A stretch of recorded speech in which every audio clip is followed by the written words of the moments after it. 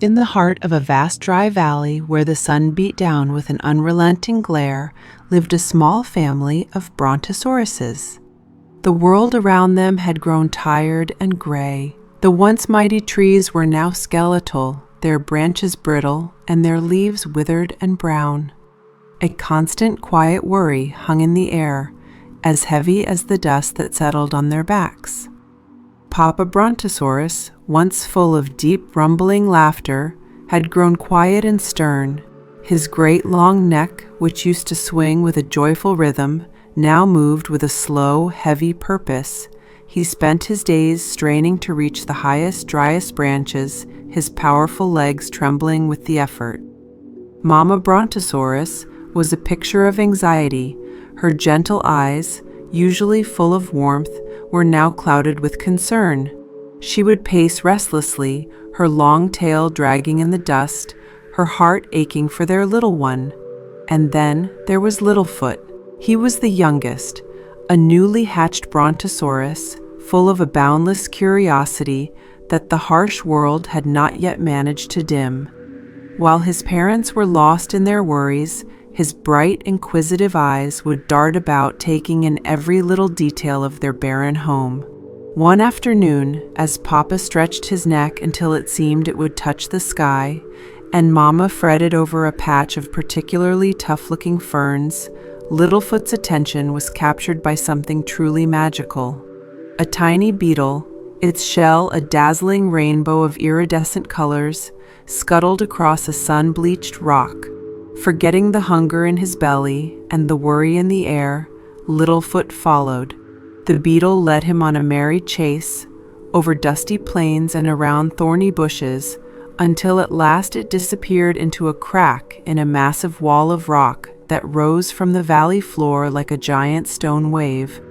Littlefoot, his heart thumping with excitement, peered into the darkness. The fissure was narrow, just small enough for a small, curious brontosaurus to squeeze through. With a little wiggle and a determined shove, he pushed himself into the unknown. The world he tumbled into was a breathtaking secret. He found himself in a sunken garden, a hidden crater teeming with a life he had only dreamed of. Giant soft ferns unfurled in 100 shades of green, their fronds tickling his nose.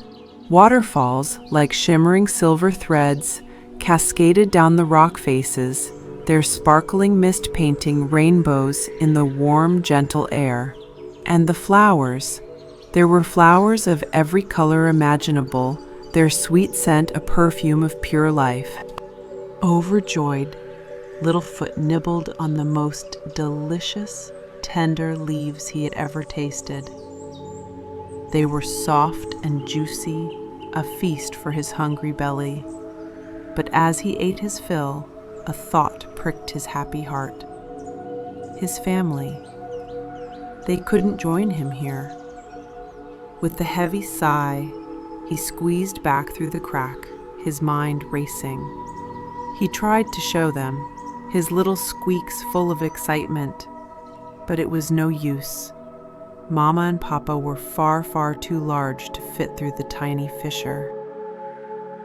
But as they bent their great heads down to listen to their son, they caught a scent on the breeze.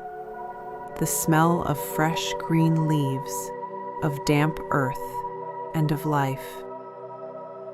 A spark of hope, long dormant, flickered in their weary eyes. Littlefoot, seeing that flicker, led them along the rock face, his little tail swishing with purpose. And there they saw it, a wide, arching entrance, an ancient gateway into the garden, completely blocked by a massive rock slide. Boulders the size of sleeping dinosaurs were piled high, a seemingly impassable barrier. But now, it wasn't a barrier of despair, it was a challenge. A new determination, strong and unyielding, filled Mama and Papa. Their shared worry, which had for so long been a chasm between them, was now bridged by a common goal. They would not be defeated. they would reclaim their joy. They began to work, a symphony of determined effort. Papa, with his immense strength, leaned his powerful shoulder against the largest boulders, his muscles straining, his deep grunts echoing through the valley. With a mighty shove, the first great rock rolled aside. Mama, with her long, elegant neck, reached high up the rock face, her nimble head carefully dislodging smaller, looser stones, sending them clattering down. And Littlefoot, no longer a distracted child, was a vital part of the team. He scurried about, his little nose pushing the smallest pebbles out of the way, his tiny squeaks a chorus of encouragement. The work was hard, but it was a good kind of hard. The shared effort, the rhythm of their teamwork, replaced the gnawing anxiety with a sense of purpose. The sounds of their labor, the grunts, the clatter of rocks, the rumbling sounds of encouragement, were a song of hope. With every rock they moved, the scent of the sunken garden grew stronger, a promise of the paradise that awaited them. The air, once thick with dust and despair, was now filled with the sweet fragrance of life. At last, only one great boulder remained, wedged tightly in the entrance. With a shared glance, a silent promise, they gathered their strength for one final, mighty, coordinated effort. Papa pushed, his tail a powerful lever. Mama pulled, her long neck a graceful crane, and Littlefoot, with all his might, nudged a crucial keystone from the base. With a deep, groaning rumble, the last great boulder rolled aside, revealing a wide, welcoming entrance into the sunken garden. The climax of their journey was the moment they stepped into their new paradise together. They were greeted by a world of impossible beauty, a sanctuary of life and abundance.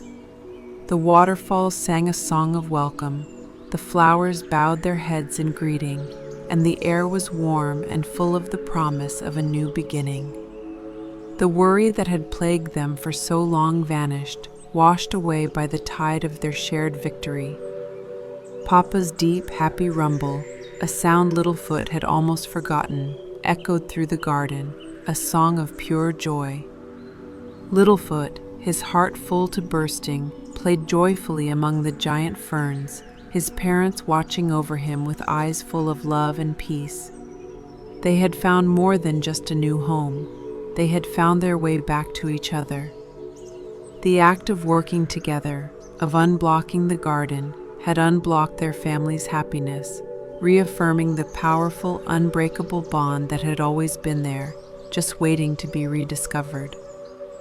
And in the heart of their secret garden, under the warm, gentle sun, they were finally at peace.